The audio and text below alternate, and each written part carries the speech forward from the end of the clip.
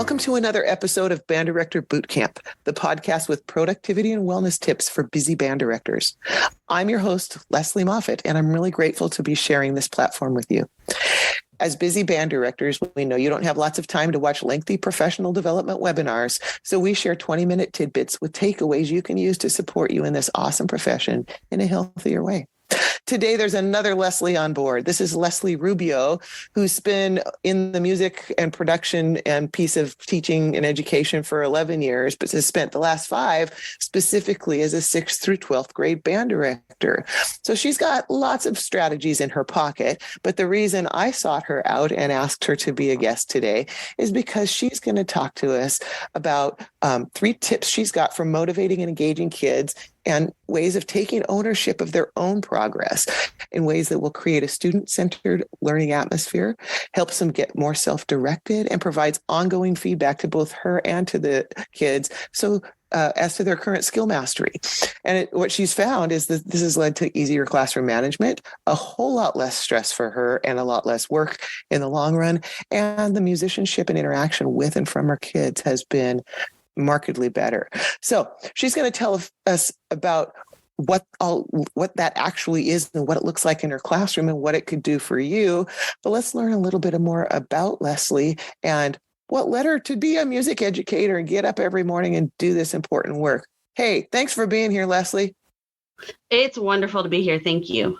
Well, tell us a little bit more about your background so we know what you've got as you're coming to the table here. I've been surrounded by music my entire life. Everybody in my family plays the piano. So I started piano at 4 and it just went from there. Of course, did choir and music, joined band in 5th grade. And that was the end. I went, this is it. I love it. I want to do it. I played clarinet's my main instrument, went to college for music where I studied instrumental music and vocal music. And so I just have always wanted to do something in music my whole life. And I did a performance degree. And so that didn't always lead to teaching right away, but I've done private instruction for decades. And had the opportunity 5 years ago to come into this position I'm in now as a full-time band director in Michigan. And it's my dream job. It took a long time to get here, but it's 100% my dream job. I love sharing the love and appreciation of music with students, knowing that they honestly, probably 90% of them will not do music as a profession after they graduate high school. But if they have a love and appreciation for different types of music from different backgrounds, different genres, that's where I feel I have been successful. Oh, I hear the enthusiasm and enjoyment and joy in your voice. So clearly, if you've been teaching through a pandemic and all of those things, and you've come to it with this much joy still and enthusiasm, you've figured some stuff out. So I want to know, was it always this easy for you? The strategies we're going to talk about today, was this something that you implemented from the beginning because somebody told you about it? Or did you get to a point in your teaching where you said, ooh, I need to try something new because something's not working? No, it was a process. My first couple of years my first year was really interesting because the band director that left, most of the kids loved him. And so following him was a challenge. So I spent that first year focusing on building community within the program and visibility of the program. And right after the pandemic hit, we were shut down, but the next year we did weird school. We were in auditorium and outside and rehearsing, and my high schoolers loved it because they just wanted to play music, but the middle schoolers were squirrely. It was that weird pandemic time where they didn't know if tomorrow was going to be different than today. And so I just thought I need a way to get them focused.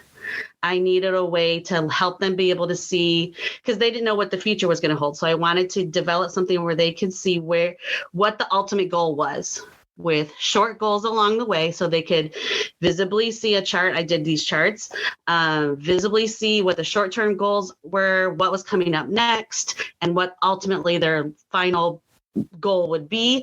And that really helped them probably breathe a little bit, because there wasn't an unknown, what are we doing in class today? They knew exactly what was going to happen. I think that really helped them to know some security on what was going to happen. And what does that look like now? Is it stayed the same since you did this, or have you created like more of a process? Have you refined it? I did. It started with I call them a cookie chart. So they're called Go charts now, but I started with the cookie chart specific to like one song. So I would do a chart for a song that focused on. I would break it down by measures, measures 1 through 12, 13 through 24. And then each row would be like notes. Are you playing the correct notes? Rhythm. Are you playing the correct rhythm? And then depending on the song, how are the dynamics or how are the articulations? And as a class, as we mastered each section, they would get a gold star. And when they filled that chart for that song, they would get a cookie party. And they loved it. I had parents that would donate cookies and they could see. And so it really spurred them to really focus in. And so I took that and I went, how can I apply that to a bigger picture? And so I call them Go charts now, and I usually do them after Christmas break with my middle schoolers, my couple different levels of middle schoolers. So we get a couple charts going at the same time. And it starts, I break it, it's usually 8 to 10 weeks because we have to also work on spring concert music.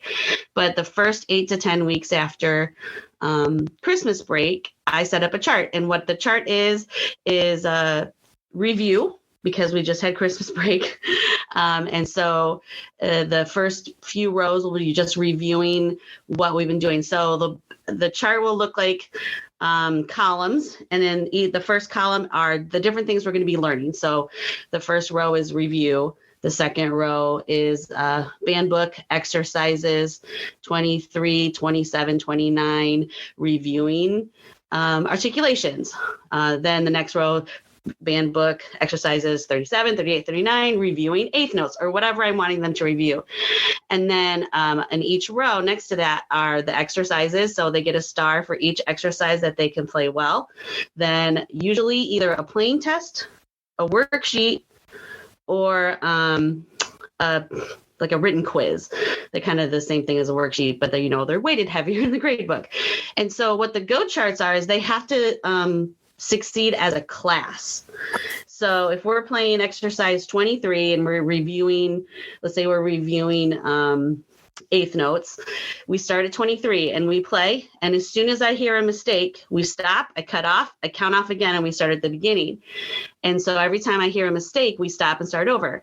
And we don't move on to the next exercise or the next activity or the next row or column until we can play that. Now, it's not perfect. If I hear a tiny little thing, I don't stop. But the bigger, if a rhythm is wrong, if there's blatantly notes wrong or that kind of thing. And what it has done is, and I also don't let the students blame each other. I cut that right off. Yeah, right from the beginning. Oh, John, you messed up measure 7. Nope. Yep, we all know. Everybody heard it. That's why we stopped. So instead, how can you help John fix that? So as we started that was rough at the beginning because they all wanted to point fingers. But now I see them leaning next to each other when they hear each other mess up and go, that's an eighth note, or that's a B, or that's an F sharp, saxophones, And so it's kind of built this community where they have to succeed or fail together. And that has really changed how things move in the classroom, because when I put these charts out, I tell them from the beginning, we will move as fast or as slow through this chart as you guys want. So it's not up to me how fast or how slow we progress through these charts. It is completely up to you. So it's going to depend on how you're playing individually, but how you're helping your neighbor play. And as we finish each row, they get a star. And at the end of each row, there's a reward. So you have a large chart with columns, and at the end of each row is a reward. And the rewards are like stickers.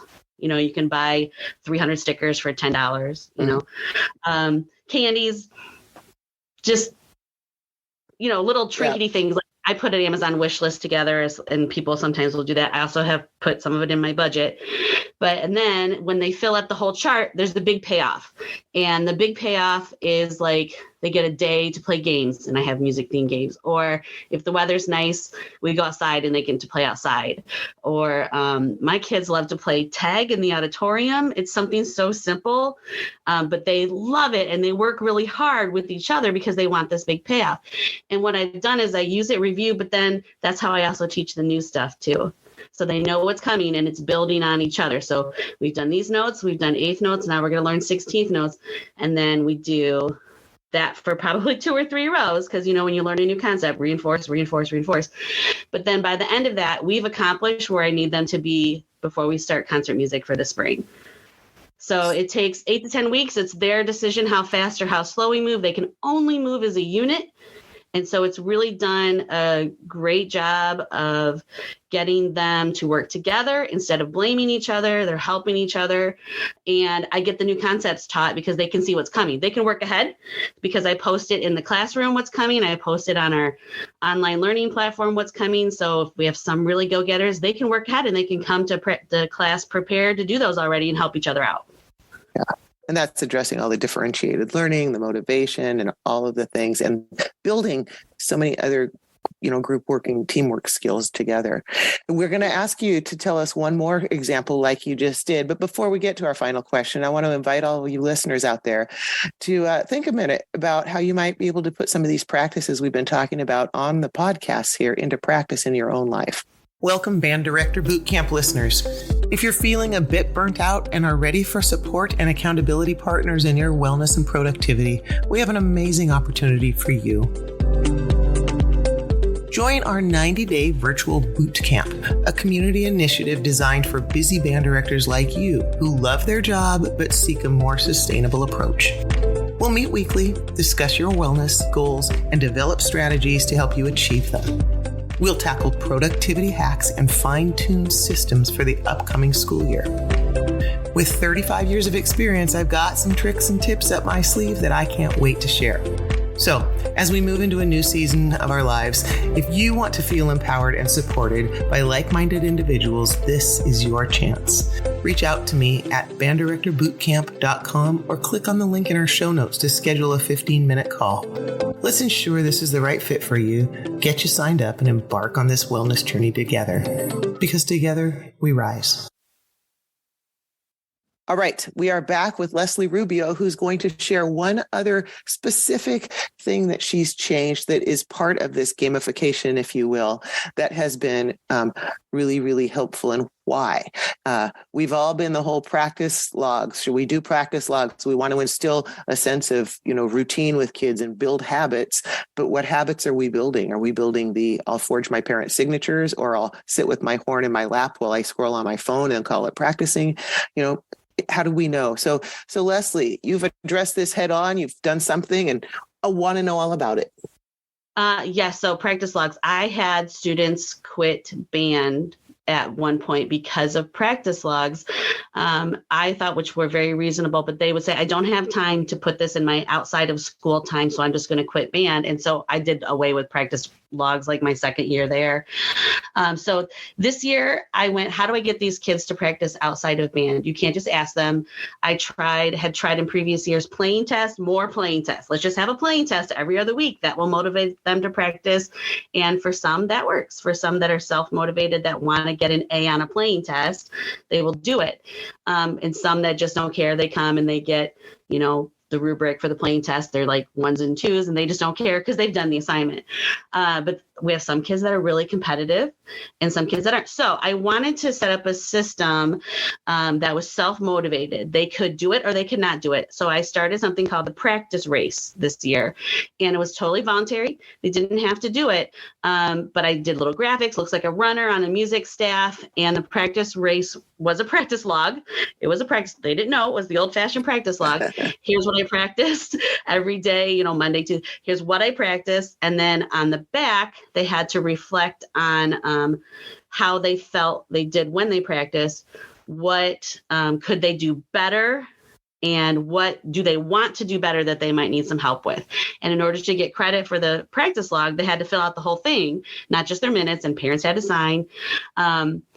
but it was totally student led. And I broke it down if they practiced 90 minutes or more that week. And I only took the practice logs on Monday. They could only turn it in on Monday. Any other time would have to be next week. They got a sticker to, chose from my huge thing of stickers. Like 91 to 120, they got another prize. I had different levels of prizes that they could do. And I would total everything up on Monday afternoon. And when they would come to class on Tuesday, I had set up along the wall, I have a big long wall. They have a little graphic with their name and the number of minutes that they've earned so far. And every time they would come in on Tuesday, those students that were participating saw that their little icon had moved down the wall, because I would move them, like a race, who's in the lead. Mm-hmm. So as they came in, they could see who was out front, and I would change. I did them through little Post-its, so I didn't have to change the icon every week, just little Post-its. So the color was different every week, and they could see who was in front. And it was something new I did. So I only started it in March and April. I had one student practice almost 2,000 minutes because she wanted, within the first 3 weeks, she had racked up 1,000 minutes already, because she just was like, I have the time now before track starts. And so I want to do this now and get my time in. I had other students that were up in the 900s, 800s. I had one student, she did 30 minutes because she just wanted to get on the board. But it put it in their hands. It gave them ownership of when they practice, how they practice. They could come in during lunch. They could come in before school. They could do it at home. As long as it didn't happen during class, they could do it. And so the big prizes, we have gnomes as a weird theme in our band. So the big prize was that a student got their very own band gnome, which was like a huge motivator. They had a few students really fighting it out for that one. But it put it in their hands. It made them in control of when they practiced, what they practiced, because they had to write down what they practiced. They couldn't just practice the same scale that they love, or exercise 29 that was their favorite. Yeah. So I had to be able to see different things that they were doing. And then it made them reflect on, how did they practice? Did they get better? What were they struggling with? And then I would address that with them. I saw on your practice sheet that you're having trouble with these eighth notes in measure 27. Let's talk about how you can do that better. So I was able to touch base with them individually because they were communicating with me, but I didn't have to take time out of class to do it because they wrote it down in their practice log. And because it wasn't part of their grade, it was just extra. There wasn't pressure for those students that just didn't want to or didn't have time or could do it anyway, didn't have to deal with that. And it happened where some students saw what their peers were doing and they joined in, and some didn't. But I like that even if just half the class were doing it, we were a better band because they were practicing outside of class. Which is the ultimate goal, right? You got a lot of other benefits along the way, but your band got better because the students got better. Absolutely. Yeah. So, and that's what we're trying to do. Well, I love the thinking that you've done here and the way you've adapted it for your situation. And band directors are pretty smart, so they can see and hear what you've talked about and say, hey, this might work or that might work with a little bit of tweaking. And so putting that out there, I was just thinking, I'm using a Google form for me, having them fill out the practicing on there. And then I could do, even graphs and charts of what people are doing, where they're succeeding, pull them together, multiple ones to see the progress over the year. So many great things you can do. And then you got data for administrators and, Yes, I love my data. That's what I did too. I went, look at all these minutes. I put it at the concert. Here's the total minutes that my PracticeRace kids practiced and, oohs and ahs and that kind of thing. Yeah, there you go. And then they love that. Well, gosh, Leslie, thank you so much for being with us today. And thank you to all you listeners who keep showing up and making a difference in kids' lives through the magic of music education every single day. The work you do matters, and so do you. Join us next time on Band Director Bootcamp for another episode of productivity and wellness tips to make your life a little easier.